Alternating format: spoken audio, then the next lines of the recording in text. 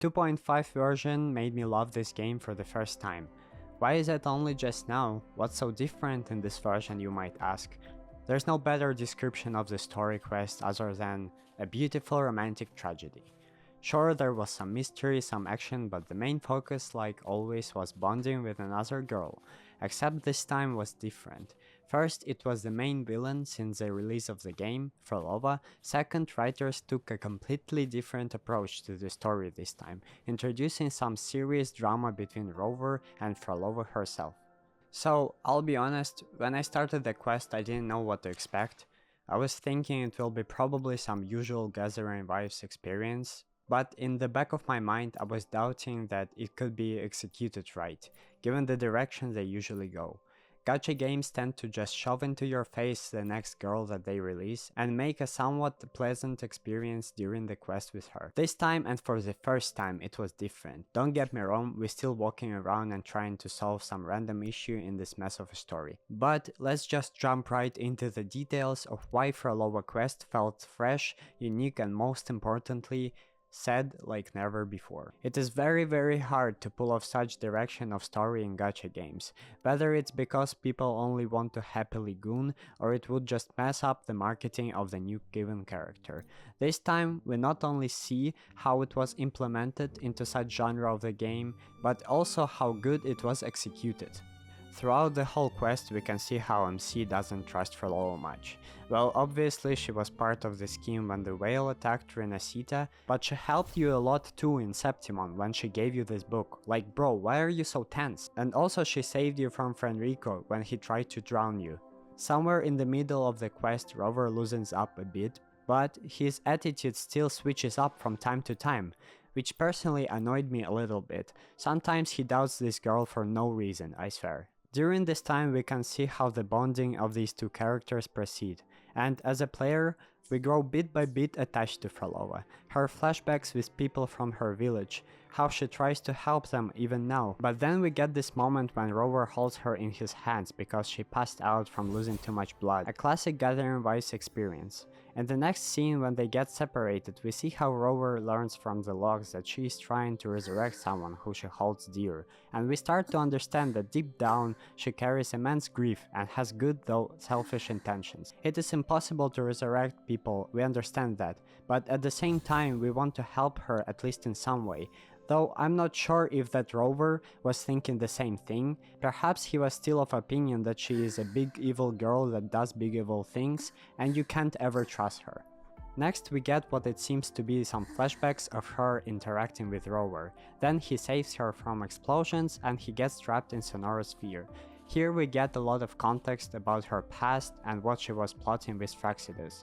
Oh yeah, and don't forget about these optional notes that we can read, where we learn that she met someone special on one of her concerts and she was waiting for this person to come again one day. In the other note, we also learned that all this time she was trying her best to save these people who died long ago when meteor fell on their village. And finally, her performance in her black dress with this pretty black blindfold.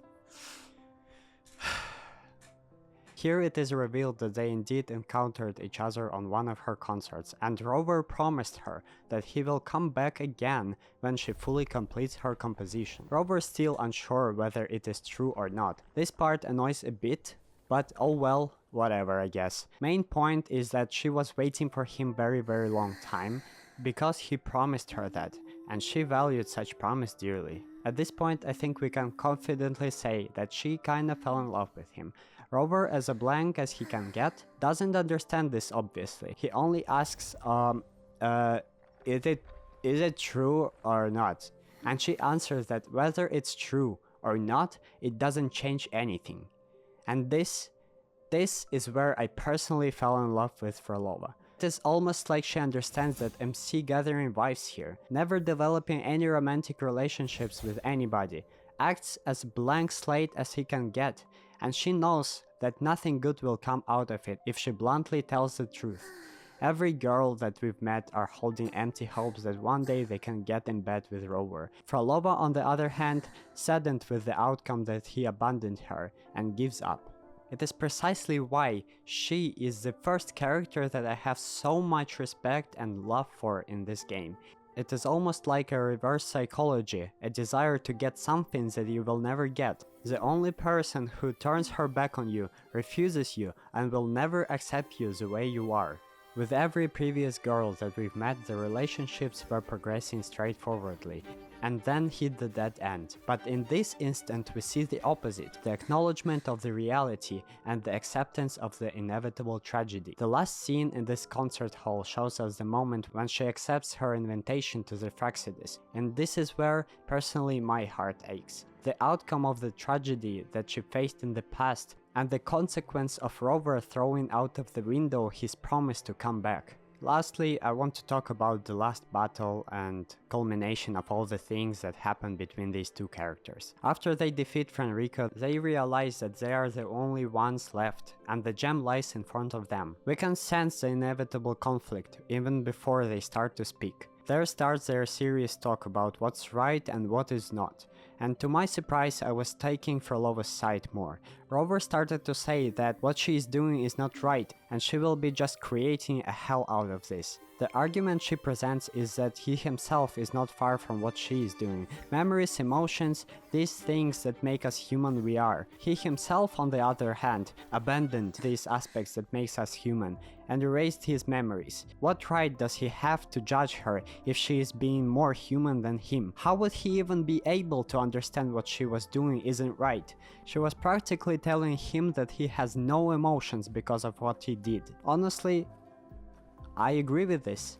He abandoned his memories, abandoned her, and everyone else he knew. This scene hits personal, because he promised that he will come back, but he never did. In my opinion, this is where the whole tragedy took place. Rover appeared in her life like a shining beacon at first, but then disappeared without a trace, and now standing opposing her without any semblance of understanding or sympathy, only forcing on her his own ideals, saying what he thinks right and saying what she has to do. It is a sad scene because Frolova is the one who is suffering, and Rover doesn't seem to listen. He is just stubborn. This is where I personally started to hate Rover, but at the same time it is precisely because of him why this whole quest feels like a romantic drama or even more like a romantic tragedy. And personally I am thankful for that. It feels fresh, new, and makes me want to go and listen some sad music. This is why for the first time of me playing this game for so long, I loved it fully. But it is not the end. In the process of fighting each other, Rover pierces Frolova with the sword, making it seem like he killed her. Honestly, I'm like any human being, always try to be hopeful for a happy ending, but knowing gacha games, it is unlikely that if Frolova comes back alive from that Sonora sphere, she will end up with Rover. So it is probably a good thing if she dies here and never comes back. This outcome retains such note of sadness that is unique to gacha games. So, in short, if she doesn't end up with MC, then be it that way. At least she gets my biggest respect and becomes my personal favorite wife in Wuthering Waves.